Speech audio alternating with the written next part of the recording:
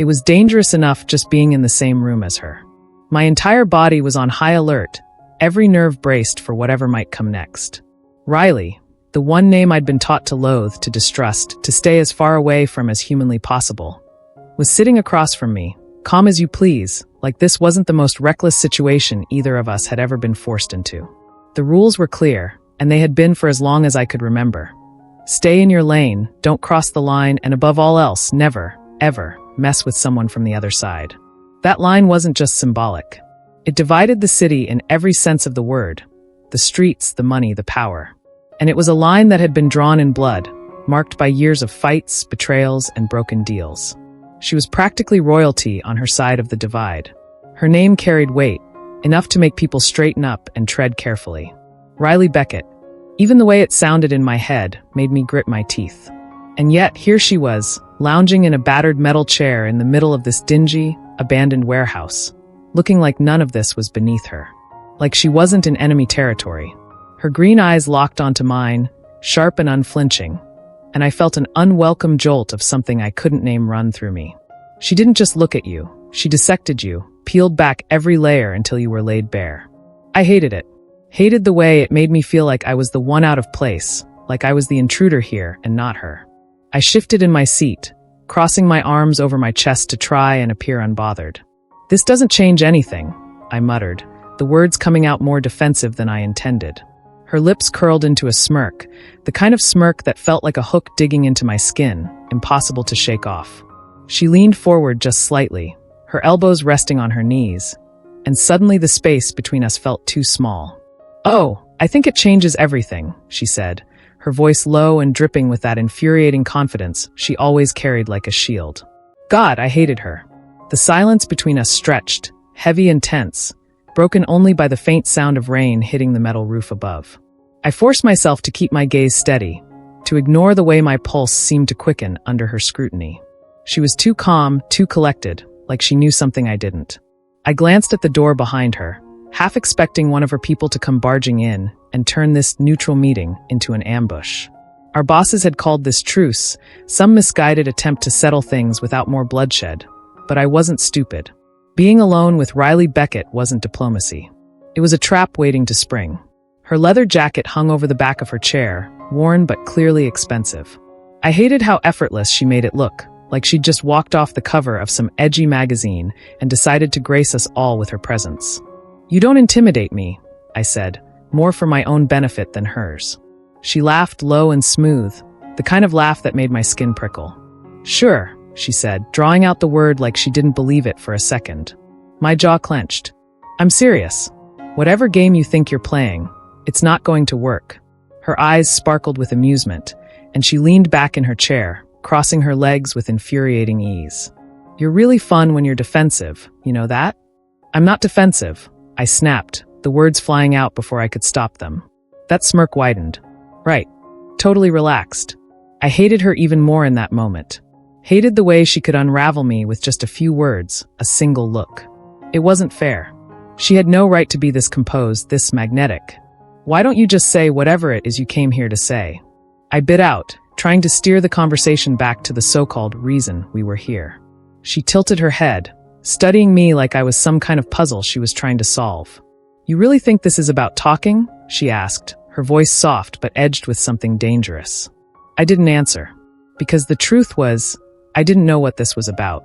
The longer I sat there, the less it felt like some official negotiation. There was something else in the air, something unspoken but heavy, pressing down on me with every second that passed.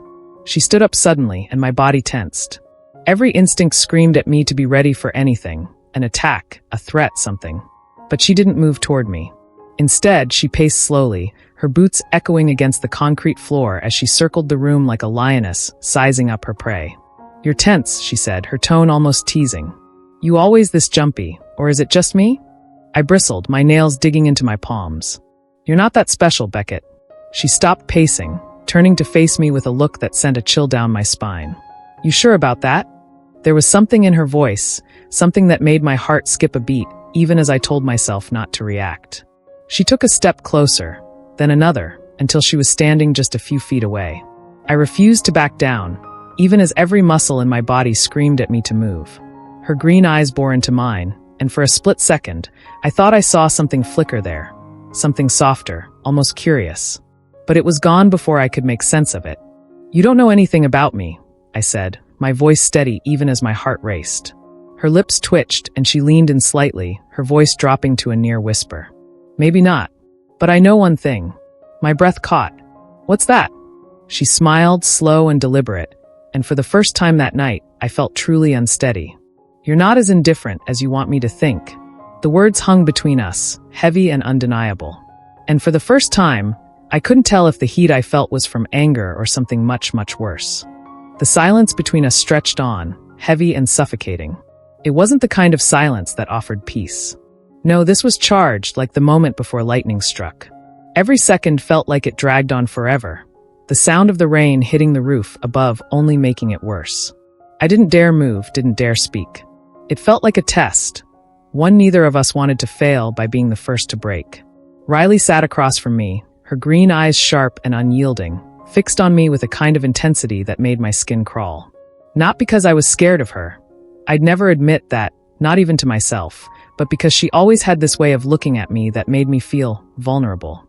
Like she could see straight through me, peeling back all my defenses with nothing more than a glance. Then, out of nowhere, she stood up. The sudden movement broke the tense stillness of the room, and I flinched before I could stop myself. She started pacing, her boots echoing against the concrete floor, each step deliberate. She reminded me of a lioness, circling her prey, eyes locked on the kill. "Why are you really here?" she asked, her tone casual, almost lazy, but her eyes were anything but. They were razor-sharp, watching me closely as if every breath I took told her a story. I forced myself to sit up straighter, crossing my arms over my chest in a weak attempt to shield myself from whatever trap she was laying. "I could ask you the same thing," I shot back, my voice firmer than I felt. Her lips twitched into a half-smile that didn't quite reach her eyes. She stopped pacing and turned to face me fully, leaning against the edge of the table like she owned the place. "You know exactly why I'm here," she said. Her voice was soft but carried an edge that made my stomach twist. Of course, I knew why she was here. We were supposed to work things out. That's what our bosses called it, a neutral meeting, a chance to lay the groundwork for some kind of truce. But it didn't feel neutral. It didn't feel like diplomacy. It felt like punishment, like they'd thrown me into a cage with the one person I was supposed to hate more than anyone else. She tilted her head, studying me like she was trying to read my mind. "You're just as stubborn as they said," she said, a low, dangerous laugh slipping from her lips. The sound sent a prickle of heat down my spine, and I clenched my fists, willing myself not to react. "You don't know anything about me," I said, the words sharp, defensive. That only made her laugh again, softer this time, almost like she was humoring me. "Don't I?" she asked, taking a step closer. Her movements were slow, deliberate, like she was testing just how far she could push before I snapped. I swallowed hard, my pulse quickening as the distance between us shrank. "Back off," I said, but the words lacked the bite I was aiming for. She ignored me, her smirk widening as she closed the gap between us. I hated the way my body reacted, how every nerve was suddenly on high alert. It wasn't fear, at least that's what I told myself. It was something else, something I didn't want to name. "You think you know everything about me, don't you?" she asked, her voice softer now, almost teasing. I forced myself to hold her gaze, refusing to back down, even though I felt like I was teetering on the edge of something dangerous. "I know enough," I said, my voice steady despite the way my heart was racing. She tilted her head, her eyes narrowing slightly, as if she were assessing the truth of my words. Then, to my surprise, her gaze dropped, just for a second, to my lips. It was subtle, so quick I almost didn't catch it. But I did. And my breath hitched, my body going rigid as the tension between us became unbearable. "Do you?" she murmured, her voice so quiet I barely heard it over the rain. I didn't have time to respond. In a single, fluid movement, she stepped closer, her hands grabbing the front of my jacket, and her lips crashed into mine. It was like a storm breaking over the city, fierce and unstoppable. It wasn't gentle or tentative. It was fiery, defiant, and filled with every ounce of tension we'd been holding back since the moment we met. My mind went blank, every thought wiped clean by the sheer force of it. All I could feel was her, the warmth of her body, the rough press of her lips, the way her fingers curled into the fabric of my jacket like she was holding on for dear life. I should have pushed her away. That was the rational thing to do, the right thing. But instead, I froze. My hands hovered uselessly at my sides, my heart pounding so hard it felt like it might break through my chest. And then, to my own horror, I found myself kissing her back. It was instinctive, a reaction I couldn't control. My hands moved on their own, gripping her arms as if I needed to anchor myself. The taste of adrenaline and danger was intoxicating, blurring the line between hate and something far more dangerous. When she finally pulled back, I was left breathless, my chest heaving as I struggled to process what had just happened. Riley stepped back, her smirk returning as she watched me with those sharp, calculating eyes. "Guess I was right," she said, her voice low and laced with something I couldn't quite place. I blinked, still trying to catch my breath. "Right about what?" I managed to ask, though my voice came out shakier than I'd hoped. She smiled, slow and deliberate, and for the first time, I saw something behind her confidence, something raw and vulnerable, hidden beneath the surface.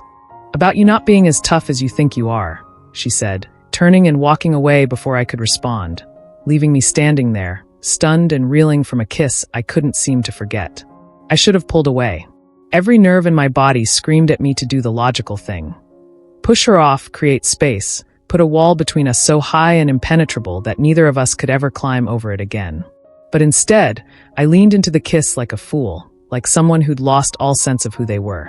My hands found the lapels of her jacket, gripping them so tightly I was sure my knuckles turned white. It felt like the only solid thing in the room, the only anchor keeping me from spinning out of control. The taste of her was dizzying, a mix of adrenaline and danger that shot through me like a drug I hadn't realized I was addicted to. I didn't know where my hatred ended and something else, something darker and more dangerous, began.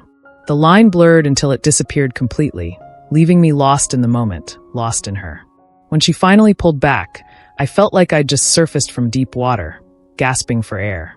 My heart was pounding, my chest heaving as I tried to steady myself, but it was impossible.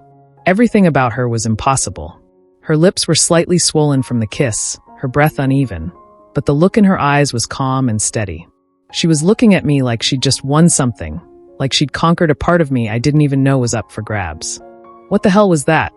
I asked, my voice breaking under the weight of my own confusion. Anger, fear, and something I couldn't name twisted in my chest, making it hard to speak. She didn't answer right away. Instead, she reached up and brushed a strand of hair out of her face, her movements slower than usual, almost hesitant. Her smirk returned, but it wasn't the sharp, mocking grin I was used to. This one was softer, quieter, like she wasn't quite sure what to do with it. "That," she said, her voice steady but not without a trace of vulnerability, "was proof that you're not as tough as you think you are." The words hit me like a slap. I stared at her, stunned and reeling, as her meaning sank in.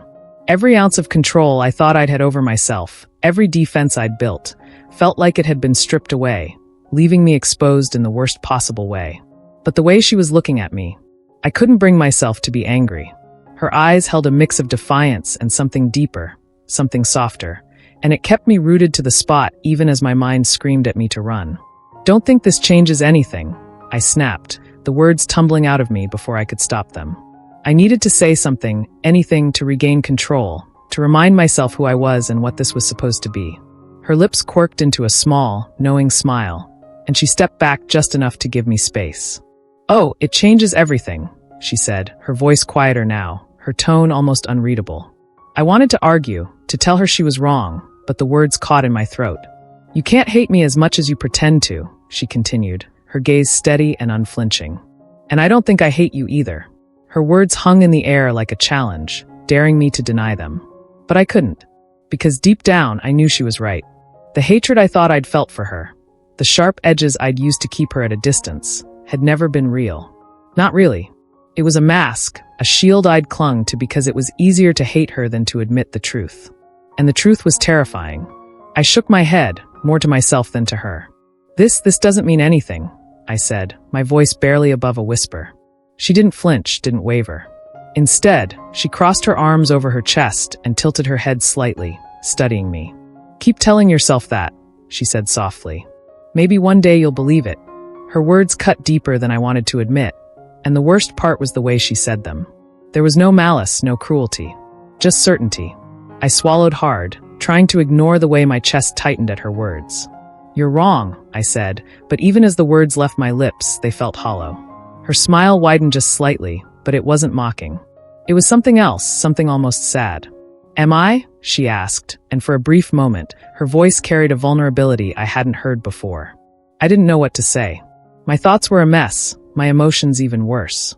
All I knew was that I felt exposed in a way I never had before, like she'd peeled back every layer of me and left me standing there with nothing to hide behind.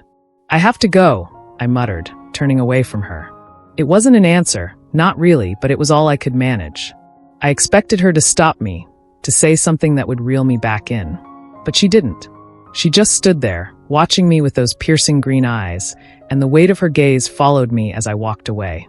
I didn't make it far. As soon as I was out of the room, I pressed my back against the nearest wall and let out a shaky breath. My heart was still racing, my lips still tingling from the kiss, and no matter how hard I tried, I couldn't shake the feeling of her touch, her words, her everything. This wasn't supposed to happen. She wasn't supposed to get to me like this. But she had. And for the first time in a long time, I didn't know what the hell I was going to do. The air between us felt suffocating, thick with everything we weren't saying but couldn't ignore. I was acutely aware of every breath, every shift in the room, as if even the smallest sound might shatter the fragile stillness that had settled between us. Riley stood a few feet away, her arms crossed over her chest, her piercing green eyes locked on me. She wasn't smirking now. For the first time since this whole mess started, her usual confidence seemed muted. I wanted to yell at her, to throw all of my anger and confusion at her feet, and demand an explanation for why she'd turned my world upside down. But the words wouldn't come. My throat felt tight, my heart pounding so hard it drowned out my thoughts. Instead, I leaned against the cold concrete wall, running a hand through my hair in frustration. I could feel the roughness of the bricks against my back, grounding me just enough to keep from spiraling. But it didn't stop the chaos in my head. This wasn't just a betrayal of my crew. It was a betrayal of everything I thought I believed. My entire life, I'd been told that loyalty was everything, that the line between us and them wasn't just a boundary. It was a wall built on blood and history. And yet here I was, standing in the wreckage of everything I thought I knew, with Riley Beckett at the center of it all. She watched me in silence, her gaze steady but not as sharp as it usually was. There was something softer in her eyes now, something that made my chest tighten even more. She wasn't playing games anymore. "You know," she said finally, her voice breaking the silence like a whisper in the dark. "Maybe this isn't about sides. Maybe it's just about us." Her words hit me like a punch to the gut. They were so simple, so direct, and yet they unraveled me in a way nothing else could. "Just about us." I shook my head, more out of reflex than conviction. "This can't work," I said, the words tumbling out before I could stop them. They sounded hollow even to me, like I was trying to convince myself of something I didn't actually believe. Her lips twitched, but it wasn't a smirk this time. It was something softer, sadder. She took a small step forward, closing the space between us just enough to make my pulse spike again. "Maybe not," she said with a shrug, her voice quieter now, like she was speaking more to herself than to me. "But you can't deny it anymore. And neither can I." I wanted to argue, to tell her she was wrong. But I couldn't, because the truth was she wasn't. That kiss had changed everything. It wasn't just the kiss itself. It was what it represented, what it forced me to confront about myself, about her, about this entire situation. It wasn't supposed to feel like this. She wasn't supposed to make me feel like this. But she did. She held my gaze for a moment longer, her eyes searching mine like she was looking for some kind of answer, some sign that I wasn't completely lost to her. And then slowly she stepped back, her movements deliberate, like she was giving me space to breathe. "You'll figure it out," she said softly, her voice carrying a weight that made my chest ache. "Eventually." And with that, she turned and walked toward the door. Every instinct screamed at me to stop her, to say something, to do anything to keep her from leaving. But I couldn't move. I just stood there, frozen, as the sound of her footsteps echoed in the empty warehouse. When she reached the door, she paused, her hand resting on the handle. For a moment, I thought she might say something else, but she didn't. She opened the door and stepped out into the rain, leaving me alone in the silence. The weight of what had just happened pressed down on me like a physical force. I sank to the floor, my back still against the wall, and let out a shaky breath. My hands trembled as I ran them over my face, trying to make sense of the chaos in my head. I hated her. I wanted to hate her. But no matter how hard I tried, I couldn't. Because the truth was, I didn't hate Riley Beckett. Not even close. And that terrified me more than anything else. I sat there for what felt like hours, the sound of the rain filling the empty space around me. Her words echoed in my mind over and over, until they were the only thing I could hear. Maybe this isn't about sides. Maybe it's just about us. I didn't know what bus even meant. I didn't know if I wanted to find out. But as I sat there in the stillness, one thing became painfully clear. Whatever this was, whatever Riley and I had just started, it wasn't something I could ignore. And no matter how much I wanted to deny it, no matter how much I tried to convince myself otherwise, I knew one thing for certain. This was far from over.